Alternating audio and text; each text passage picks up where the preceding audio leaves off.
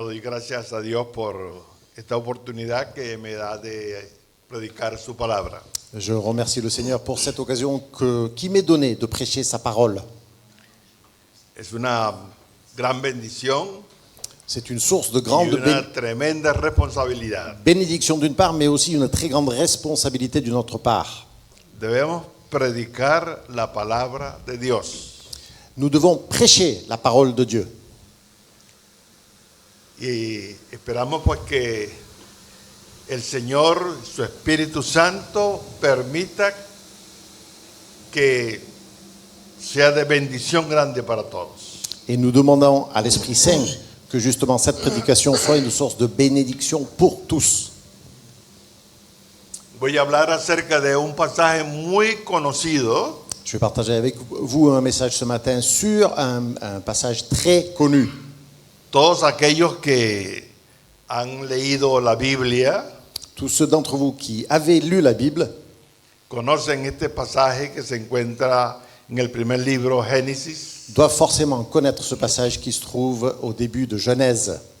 Y los que no han leído la Biblia Et même ceux d'entre vous qui n'avaient pas también lo conocen, lu la Bible, il y a toutes les chances que vous connaissiez ce passage. porque es un pasaje muy conocido.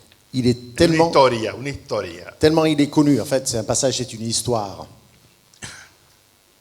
Bueno, vamos a encomendar este tiempo al Señor. Nous allons tout d'abord recommander ce temps, donner ce temps au Seigneur. Padre Santo que estás en los cielos, Saint-Père qui es aux cieux, te damos infinitas gracias nous te rendons grâce infiniment por tu bondad, pour ta bonté por tu misericordia et ta miséricorde y por tu amor et ton amour para cada uno de nosotros. que tu as envers chacun d'entre nous. Alabamos y bendecimos tu nombre Nous louons, nous bénissons ton nom y te rogamos, Señor, et nous te demandons, que tu Seigneur, Espíritu Santo que ton Saint-Esprit tome mis labios, prenne mi corazón, mes lèvres, mon cœur mi mente et mon esprit, y esté hablando por boca mía. et que ton esprit parle par ma bouche. Y que tu palabra sea, Señor, Et Seigneur, que ta parole de soit bendición para cada uno de los oyentes. une bénédiction pour tous ceux qui sont ici à l'écouter. En el nombre de Jesús, amén. Au nom de Jésus, Amen. Bueno, el pasaje que voy a hablar hoy, muy conocido, se encuentra en el libro de Génesis, el capítulo 3, del versículo del 1 al 7. Genèse Es la 3, historia de Adán y Eva. de 1 à 7, relate l'histoire de Adam et Ève. Y vamos a descubrir aquí cómo opera el enemigo de nuestras almas Nous y y découvrons cómo dans ce passage comment l'ennemi de nos âmes opère.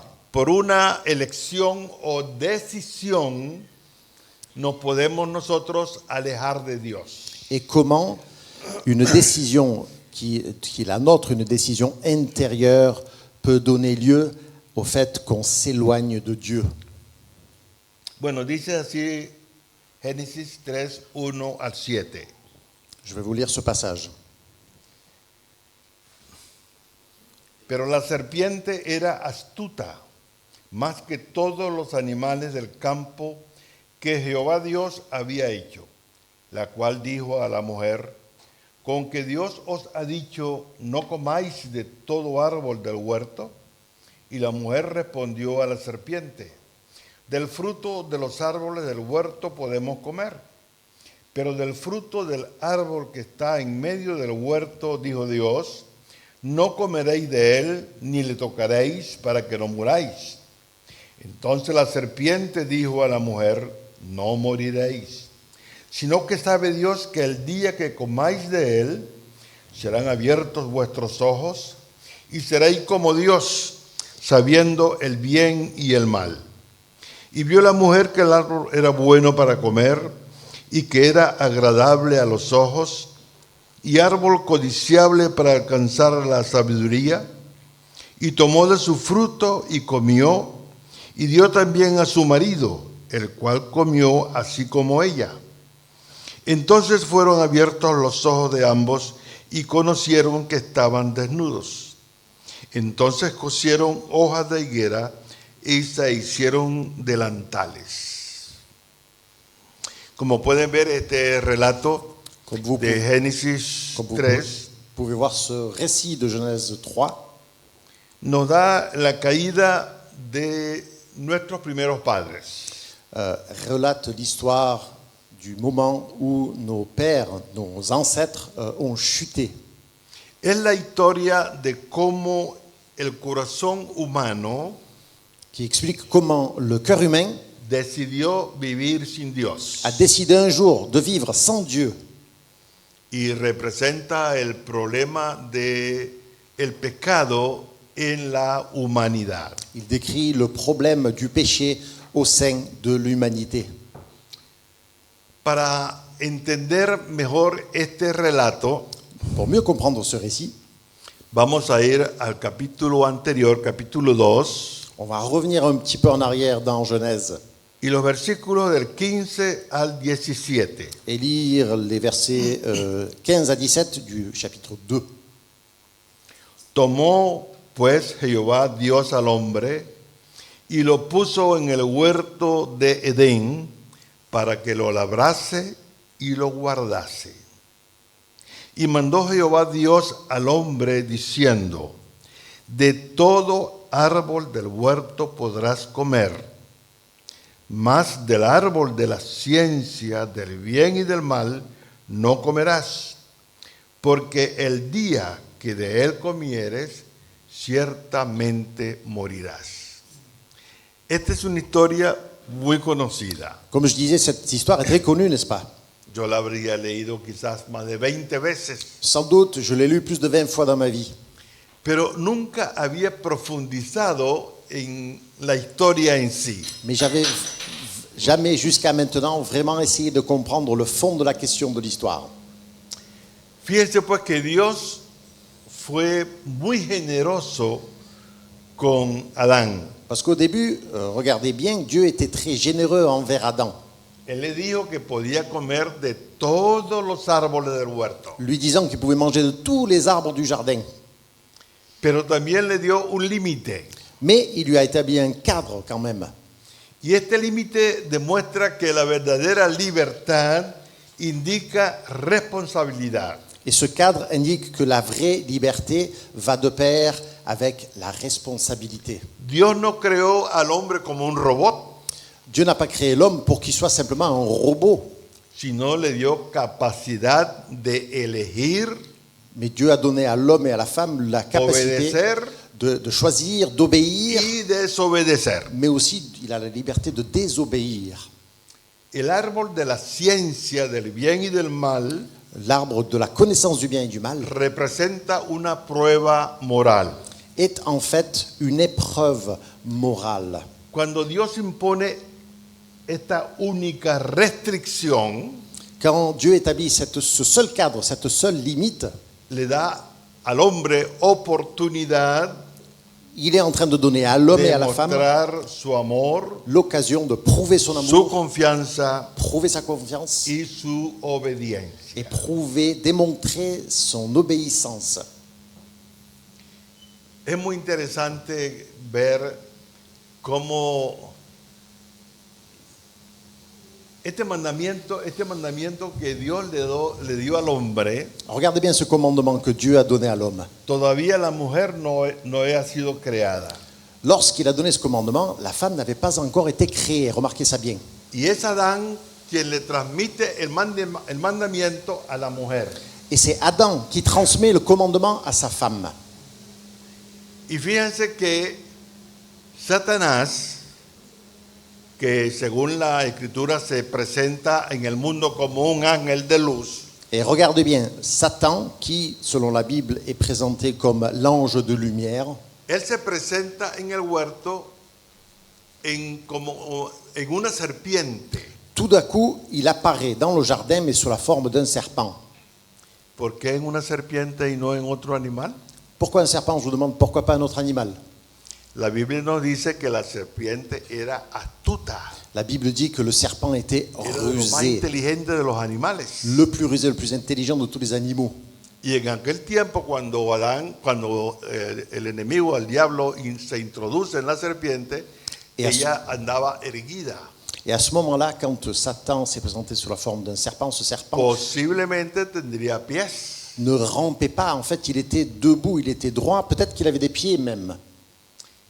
Y es interesante y nos llama la atención cómo una serpiente se acerca a la mujer y le habla.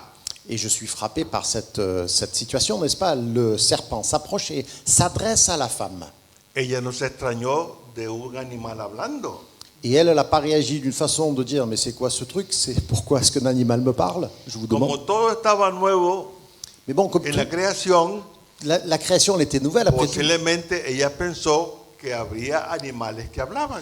Et donc, tout était nouveau. Donc, elle a dû se dire, Ève, que c'était normal qu'un animal puisse parler. Ahora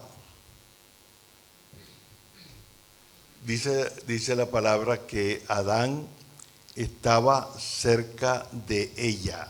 La Bible dit que Adam était pas loin d'elle à ce moment-là. Y él estaba viendo cuando la serpiente está hablando con su esposa. Il a été témoin de la scène, le serpent qui s'approche et qui parle à sa femme.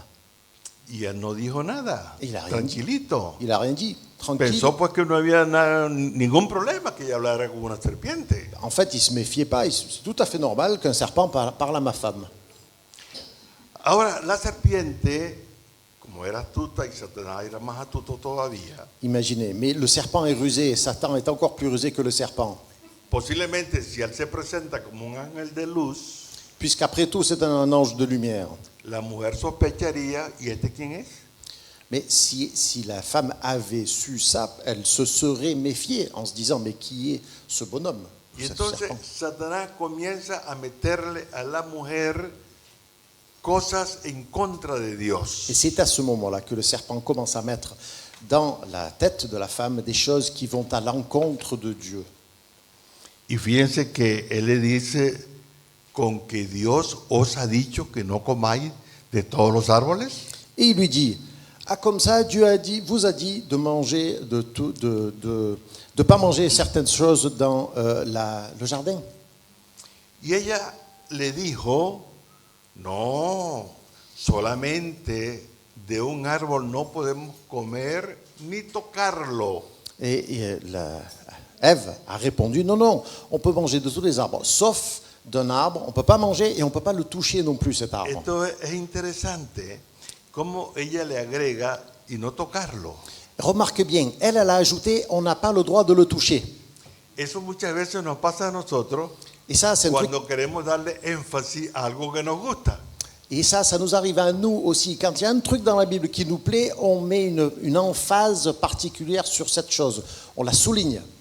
Pero también quizás ella estaba molesta con Dios. Et donc on ajoute quelque chose. Mais il est aussi possible que Ève était quelque part fâchée avec Dieu. Porque le dijo, y Dios mandó no tocarlo, cosa que Dios no dijo. Et elle a dit au serpent, oui, Dieu nous a dit de ne pas toucher. Chose que Dieu n'avait pas dit. Remarquez bien. Bueno, es muy interesante que Adán, viendo esta situación, Donc Adam, rappelez-vous, il est témoin. no le dijo nada a su esposa. Mira, deja de estar hablando con ese tipo. Et il n'intervient pas. Il ne dit pas à sa femme, arrête de parler avec ce serpent. Y entonces, el silencio de Adán Et donc le silence de Adam dans la situation trajo como consecuencia donne lieu que la mujer tomó del fruto, le gustó el fruto, à la situation dans laquelle la femme, elle prend le fruit, elle le goûte et elle l'aime. algunos piensan que era una manzana, Certains disent que ce fruit, c'était une pomme. y eso se ha regado en todo el mundo, en toda la tierra. Et cette histoire s'est propagée El fruto fue una manzana. dans le monde entier. Hein, La Biblia no dice cuál fue el fruto. ce fruit, c'était une pomme. Mais la Bible ne dit pas que c'était une pomme. Para mí, personalmente, creo que era un mango. Pour moi, comme je suis américain, sud-américain, dit l'interprète, je pense que c'était une mangue, pas une pomme. Una mata de mango con mango amarillo y rojo. es más bonito que una mate manzana. Parce qu'après tout, une pomme verte, c'est pas aussi beau qu'une mangue jaune ou rouge. Avouez-le. Pero fíjense una cosa muy interesante. Esto es muy interesante, mis hermanos, Et frères et sœurs, une autre chose qui est très importante, suivez mon regard. que la mujer fue la primera persona en la tierra que pecó. La première personne sur la terre qui a péché, c'était la femme. Pero el pecado de la mujer no afectó a la humanidad. Mais le péché de la femme n'a pas affecté tout le reste de l'humanité. Cuando Adán come del fruto, Par contre, quand Adam a mangé du fruit, dice la palabra de Dios que él no fue engañado. la parole de Dieu dit que Adam n'a pas été, lui, trompé, séduit par le serpent. Él comió conscientemente de lo que estaba haciendo. Lui, il n'était pas séduit, lui, il était conscient, et donc c'est sciemment qu'il a mangé du fruit. La mujer fue engañada, La femme, elle a été dupée. pero él comió conscientemente de lo que estaba haciendo. Mais lui, non, il savait ce qu'il faisait quand il a mangé du fruit. Y como el hombre era el representante de la humanidad, Et comme l'homme était le représentant de l'humanité, el pecado de Adán sí afectó a toda la humanidad. son péché à lui a affecté tout le reste de l'humanité. Fíjese que dice en Romanos 5:12, lástima que no está allí, Romanos 5:12, Romains 5,12, ça ne va pas être sur l'écran, mais je vais vous le lire. dice, por tanto, como el pecado en el mundo entró por un hombre, Qui dit, c'est pourquoi comme le péché est entré dans le monde par un seul homme, y por el pecado la muerte, et le péché la mort, así la muerte pasó a todos los hombres, et qu'ainsi la mort s'est étendue sur tous les hommes, por cuanto todos pecaron. parce que tous ont péché. Y en 1 Corintios 15, 21 y 22 también dice, Et dans 1 Corinthiens 15, 21, 22, on lit aussi, por cuanto la muerte entró por un hombre, parce que la mort est entrée par un seul homme, también por un hombre la resurrección de los muertos. et ainsi aussi par un seul homme, la résurrection des morts est arrivée sur la El terre. versículo 22, porque así como en Adán todos mueren, Parce que comme en Adam tous sont morts, también en Cristo todos serán vivificados. en Christ tous seront ressuscités ou ressusciteront. Bueno, fíjense, es el pecado del hombre que trajo la ruina de la humanidad, no de la mujer. Donc soyons clairs, la déchéance de l'humanité a été amenée par l'homme et pas par la femme. Ahora, es muy interesante por qué Adán guardó silencio. Donc revenons à Adam, le témoin qui est silencieux. Pourquoi il a rien dit? ¿Por qué no, cuando la mujer fue a coger el fruto no le dijo, mira, no hagas eso? Acuérdate que Dios dijo que no tomara nada de ahí. Quand il a vu sa femme prendre le fruit, pourquoi est-ce qu'il n'a pas dit eh non mais attends, Dieu nous a dit de ne pas le prendre? ¿Por qué no le advirtió? Pourquoi il n'a pas prévenu? ¿Será que tuvo miedo de regañarla? Avait-il peur de la gronder? Estaba muy enamorado de ella que podía perderla. Était-il tellement amoureux qu'il avait peur de la perdre en la grondant? No había más mujer por ningún lado. Il n'y avait pas d'autres femmes dans le coin, après tout. Pero dicen los expositores bíblicos Mais les exégètes de la Bible disent que eso fue un tremendo fallo espiritual de Adán. que son agissement de Adam était une faute énorme, spirituelle. Otros piensan que Adán también quería comer del fruto, pero por eso no dijo nada. D'autres disent qu'en fait, Adam, il avait bien envie de manger du fruit, c'est pour ça qu'il n'a rien dit. Dejó que ella lo cogiera para él también comer. Il s'est dit, bah, si elle le prend, bah, je vais en profiter et le manger aussi. Bueno, como consecuencia del pecado de Adán, Donc, une fois encore, Adam pêche, et comme conséquence de son péché, es interesante, ¿no? Ellos siguieron casados tranquilamente. et donc c'est intéressant, eux, ils ont continué leur vie Yo a veces me preguntaba, de mariés tout tranquille. Hein. ¿qué hubiera pasado si Adán no come del Moi, fruto? je m'imagine souvent ce qui se serait passé si Adam n'avait pas mangé du fruit. ¿Qué hubiera pasado con la mujer? Que serait-il advenu de la femme? Bueno, eso es hipótesis, puede haber miles de respuestas. Ce La n'est- Biblia no dice nada. Ce n'est que de la spéculation, la Bible ne dit rien à ce sujet. Yo pienso particularmente Mais personnellement, humblement, je crois que que Dios hubiera eliminado a esa mujer y le da otra nueva. Je crois que Dieu se serait débarrassé de cette première femme et aurait donné à Adam une autre femme. Pero no, ellos siguieron unidos. Mais non, pas du tout. Porque imagínense, yo pensando también en esto, ¿no? Yo pensé, digo, bueno, si Adán no come, él no peca. Y la mujer comió, ella pecó. Donc, Entonces imaginez. hay un matrimonio de un pecador y una pecadora y un sin pecado. Si Adam n'avait pas mangé, on se serait retrouvé dans une situation où il y a un couple avec une pécheresse et un gars qui n'a pas péché. Y muchos autores piensan Et beaucoup d'auteurs pensent que que en ese caso Adán pues hubiera hablado con su esposa Si y ça le s'était- hubiera hablado de su pecado y Si- le hubiera pedido que se arrepintiera pues. si ça s'était passé ainsi, certains exégètes pensent que Adam aurait parlé à sa femme et l'aurait convaincu de son péché.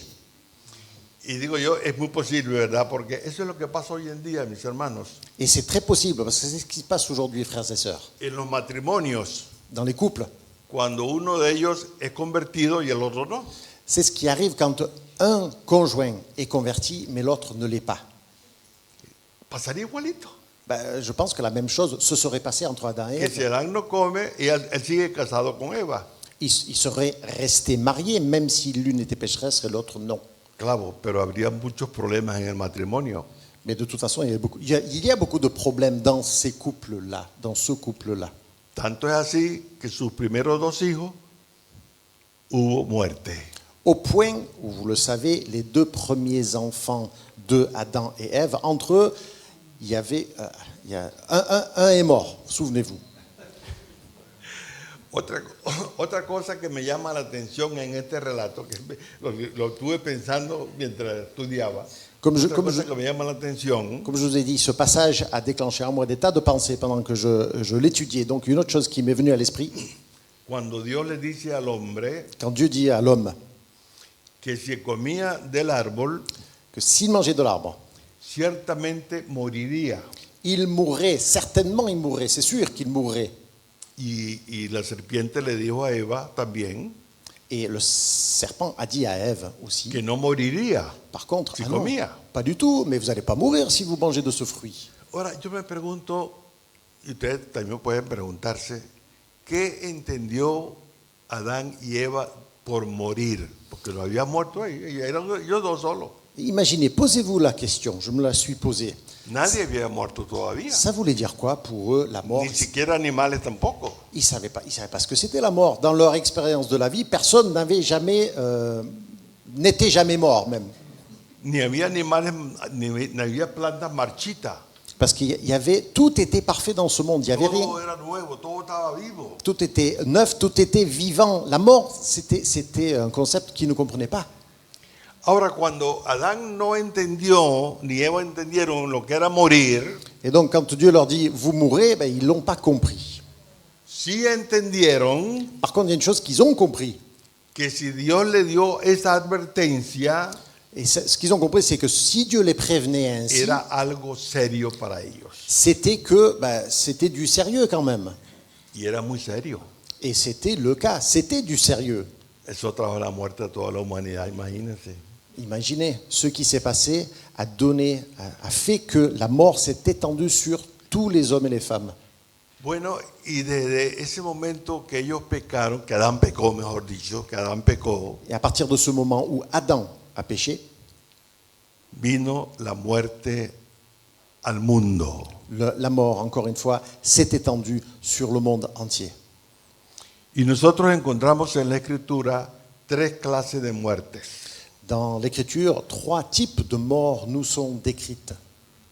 Primero está la muerte espiritual. La première, c'est la mort spirituelle. Ellos murieron espiritualmente, inmediatamente que pecaron, murieron espiritualmente. Dès qu'ils ont péché, Adam et Ève, ils sont morts spirituellement.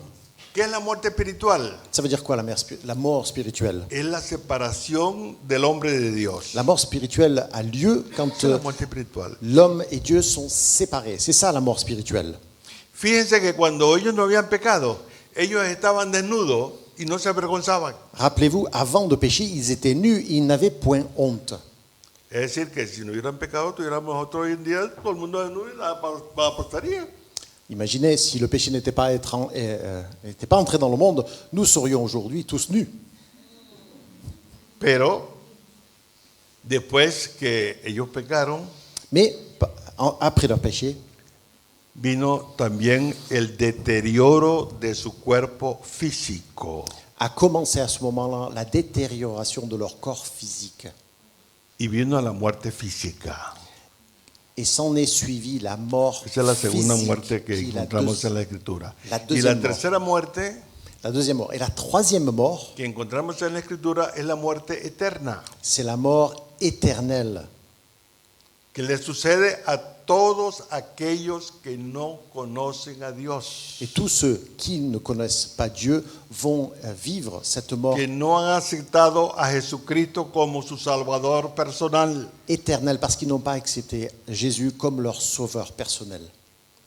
Y es una muerte eterna para siempre. Et ça, c'est la mort éternelle, une mort qui dure, par définition, pour toujours.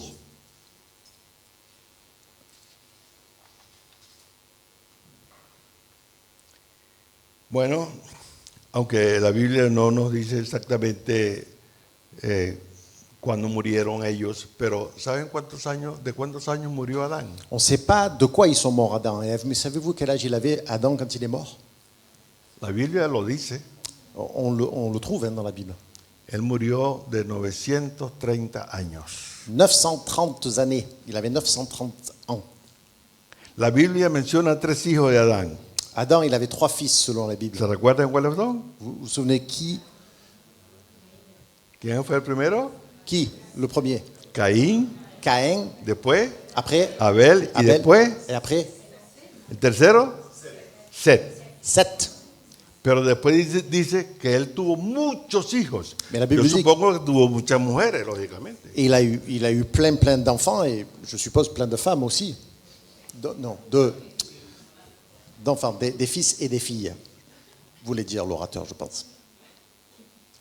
A-t-il Ahora, l'orateur?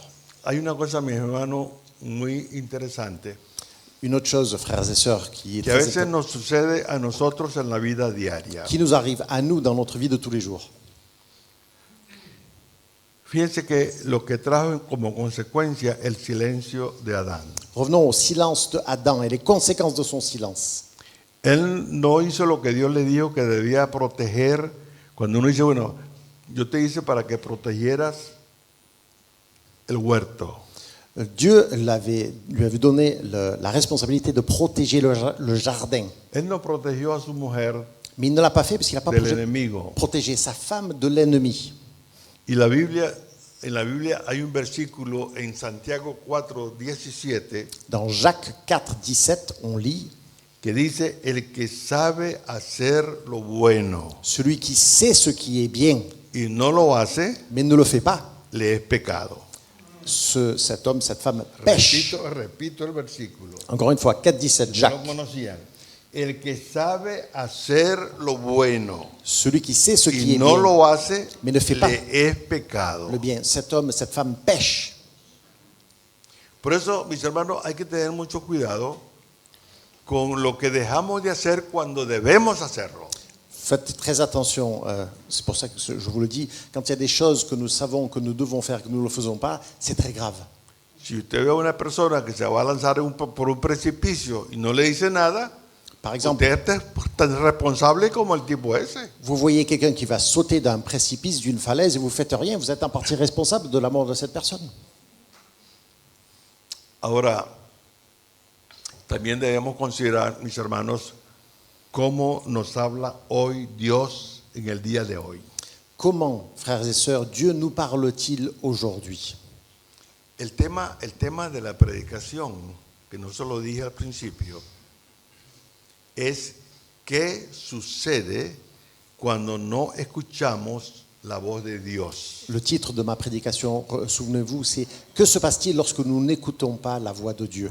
Ese de no escuchar la voz de Dios, podemos también ponerle, no atendemos a la voz de Dios. Donc on pourrait aussi dire O sea, no le prestamos atención. que se passe-t-il non seulement lorsque nous n'entendons pas la voix de Dieu, mais qu'est-ce qui se passe quand nous ne prêtons pas attention à ce que dit le Seigneur? También podemos decir que no obedecemos a la voz de Dios. Ou autrement dit, qu'est-ce qui se passe quand on n'obéit pas à la voix de Dieu?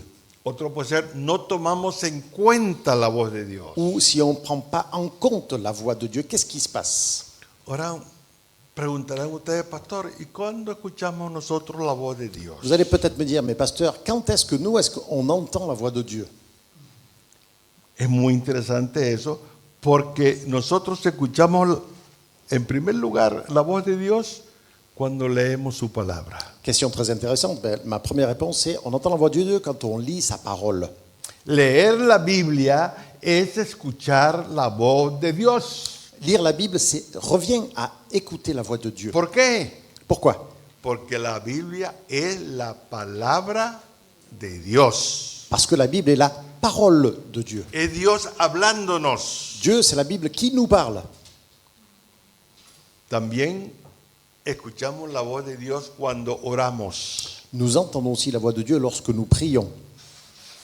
A veces en la oración, siempre hemos dicho, ¿qué es la oración? Bueno, la oración es hablar con Dios. Là, on dit souvent que la prière, c'est parler à Dieu. Pero también la oración es oír la voz de Dios. Mais ce n'est pas seulement parler à Dieu, c'est entendre ce que Dieu a à nous dire. Nosotros le hablamos a Dios Nous parlons à Dieu y Él nos habla a nosotros. et lui nous répond. Regularmente cuando oramos a Dios por algún problema Très souvent, lorsque nous allons à Dieu pour lui exposer un y problème, sentimos paz en nuestro corazón, nous ressentons de la paix dans notre cœur. ese es Dios hablándonos. Ça, c'est Dieu qui nous parle. O nos enseña un versículo específico que nos saca del problema, es Y- Dios hablándonos. Et dans la prière, on se souvient tout d'un coup d'un verset qui nous sort du problème dans lequel nous étions. Ça, c'est Dieu qui nous parle aussi. Pero Dios también nos habla hoy en día a través de Jesucristo. Mais Dieu nous parle aussi aujourd'hui à travers de son Christ, de son Fils. Dice en Hebreos 1, 1 a 2, Dios habiendo hablado muchas veces y de muchas maneras, en estos postreros tiempos ahora nos ha hablado a través de su Hijo. Comme vous voyez à l'écran, Dieu a parlé maintes fois et de plusieurs manières, nous a parlé en ces derniers temps par son Fils, dans Hébreux 1 et 2. También Dios nos habla a través del Espíritu Santo, Il nous parle à travers de son Fils, mais aussi à travers de son Saint-Esprit. pero cuando venga el Espíritu de verdad, Él os guiará a toda verdad. Comme on lit dans Jean 16, mais quand viendra l'Esprit de vérité, il vous conduira dans toute la vérité. También Dios nos habla a través de otras personas, Mais Dieu nous parle aussi à travers d'autres personnes. a través del pastor, Le pasteur, par exemple, a través de líderes cristianos, d'autres responsables chrétiens, a través de hermanos en la fe. d'autres frères et sœurs dans la foi aussi. Y también nos habla por medio de circunstancias. Mais il peut aussi nous parler par le moyen de nos circonstances. Cuando Dios abre puertas o cierra puertas, Dans les nos circonstances, está hablando. il va ouvrir des portes, fermer des portes. Tout ça, c'est Dieu qui nous parle. Cuando nos manda bendiciones, nos está hablando. Quand il nous envoie des bénédictions, c'est Dieu qui nous parle. Cuando nos presenta situaciones difíciles en la vida, nos está hablando. Quand il nous fait passer par des épreuves, ça, c'est Dieu qui nous parle aussi. Bueno, y para terminar, quiero terminar con esta palabra. Je veux conclure en partageant avec vous cette parole.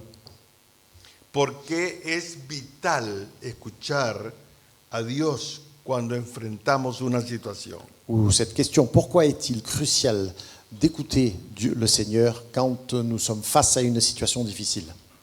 Dice en el Salmo 32:8.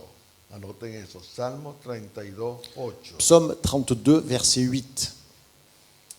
Te haré entender y te enseñaré el camino en que debes andar. Sobre ti fijaré mis ojos. Je t'instruirai et je te montrerai la voie que tu dois suivre. Je te conseillerai, j'aurai le regard sur toi.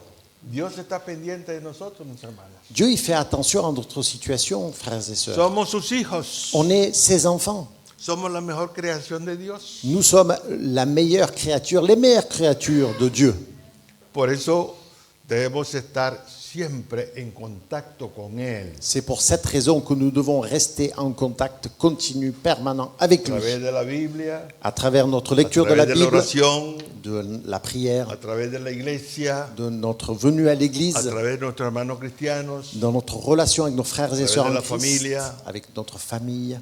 De muchas maneras debemos siempre estar en contacto con nuestro Dios y Él nos va a guiar a buenos pastos. Il y a beaucoup de moyens de rester en contact avec Dieu et Dieu nous amènera dans des pâturages bénéfiques pour nous.